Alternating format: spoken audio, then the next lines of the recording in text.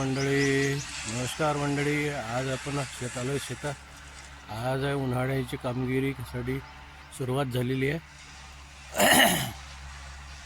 आता शेतातील सर्व पीक काढणं संपलेलं आहे. सोयाबीन, तूर, कपाशी सर्व झालेलं आहे. आता उन्हाळ्याच्या कामगिरीची सुरुवात झालेली आहे. इथं हे कसे आम्ही तुरीची जे राहिलेले झाडं आहेत त्याची बारीक कुट्टी करून घेतो आहे, कारण आपल्या या जमिनीत सेंद्रिय कर्ब जास्तीत जास्त पडावं यासाठी. सेंद्रिय कर्ब जास्तीत जास्त पडण्यासाठी आपण या शेताची तुरीची कुट्टी करून घेतो, कारण त्यामुळे त्या शेतात काही अवशेष आहे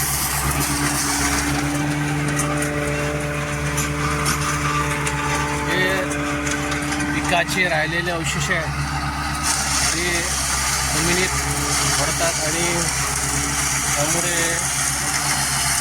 पिकातील सेंद्रिय कर्ब वाढतो.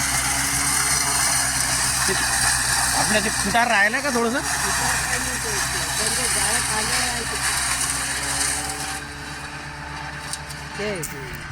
या विहिरीपासून इथं टाकतं एक वर काय? हां त्या याला म्हटलं म्हणून आपला पिकार ज्ञानी पिकार हां तो म्हणजे संध्याकाळी दिन भरू संध्याकाळी भरते.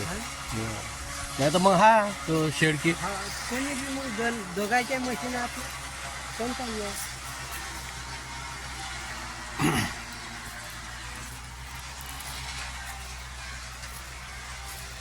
आजकाल शेतात गावरान शेणखत मिळत नाही, त्यामुळे जमीन कडक झालेली आहे. या कडक जमिनीवरचा उपाय म्हणजे हे पिकाचे अवशेष जमिनीत बारीक करून टाकणे. त्यामुळे जे काड्या वगैरे असतात त्या जमिनीत राहून जमीन भुसभुशीत होण्यास मदत होते.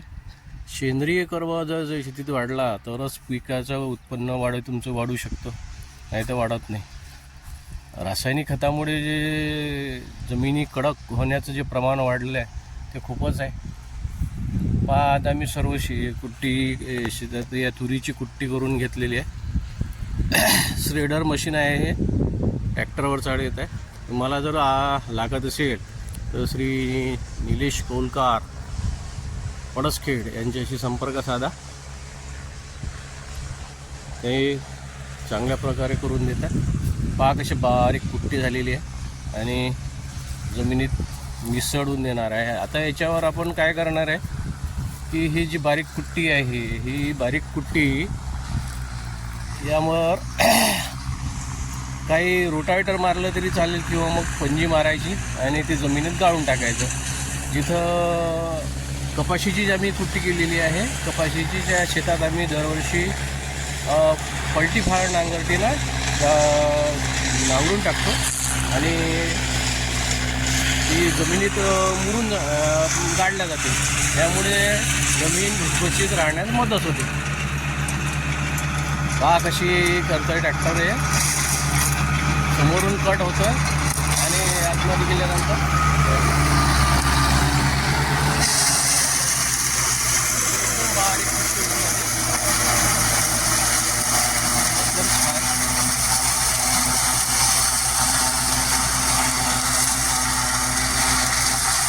आणि पुढच्या वर्षी जमिनीत गाडल्यानंतर तुम्हाला याच्या पुढच्या पिकासाठी काही त्रास होत नाही.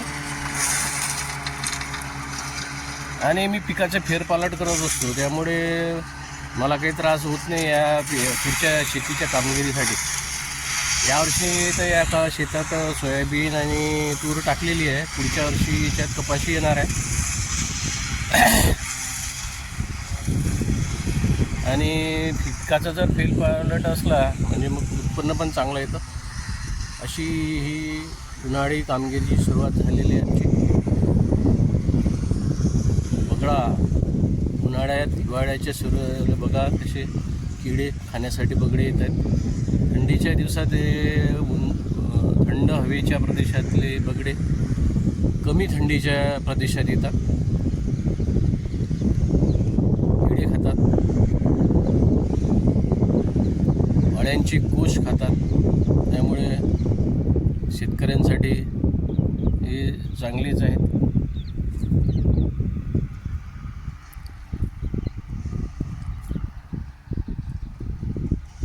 आपण आपल्या शेतात असा उपयोग करा.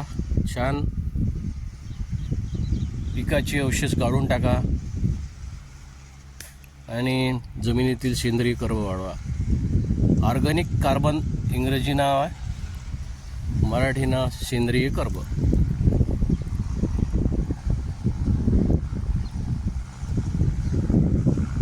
आता शेणखताचे जे भाव आहेत ते खूप गगनाला भिडलेले आहेत.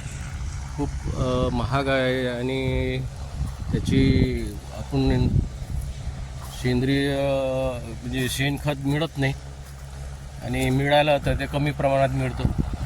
काही मोजक्याच शेतीसाठी ते टाकावं लागतं. हा एक थोडासा सहाय्यक उपाय आहे पिकाची औषध जमिनीत गाडण्याचं. कुठलेही सोयाबीनचं कुटार, हरभऱ्याचं कुटार आणि अशी तुरीचे जे उभे झाडं आहेत ते कापून टाकायचे. कपाशीचे झाडं आहेत ते पण असेच कापता येतात या मशीनद्वारे.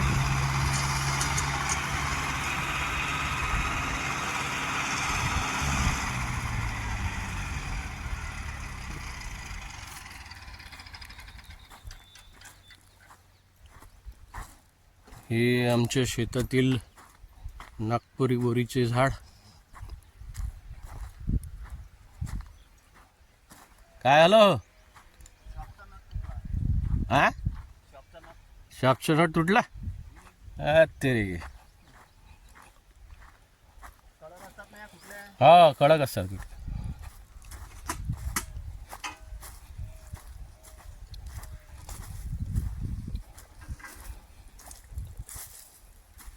बरं लक्षात आलं तुमच्या. बंद पडलं होतं का ते? हो का.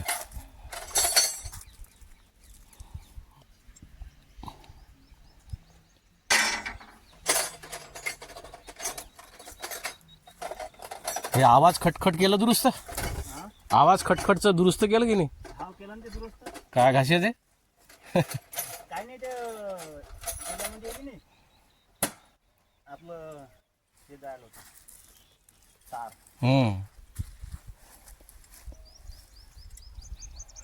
दिवसभर म्यान केलं त्यानं खटखट. हा ना, खरखर खरखर वाजायचे. असं वाटे की काहीतरी ब्लेडच घासून राहिलं की. ह्या फुटल्या आहेत की नाही पुऱ्या रोप असतात. हा त्याच्यानं शॉपचा लगेच.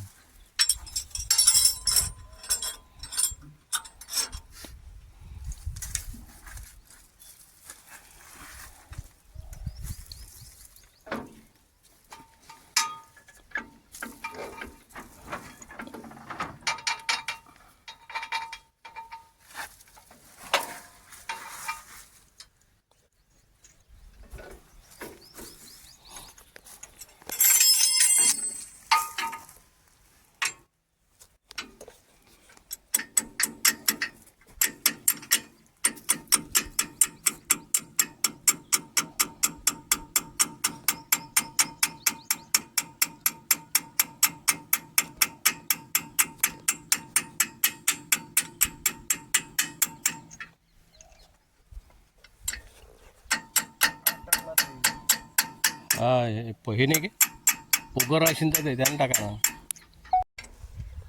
नमस्कार मंडळी. आता हा व्हिडिओ आपण पाहिलात, कसा वाटलात?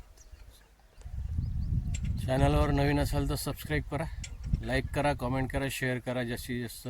आणि जास्तीत जास्त लोकांपर्यंत माहिती पोहोचण्यासाठी हा शेअर करा. धन्यवाद.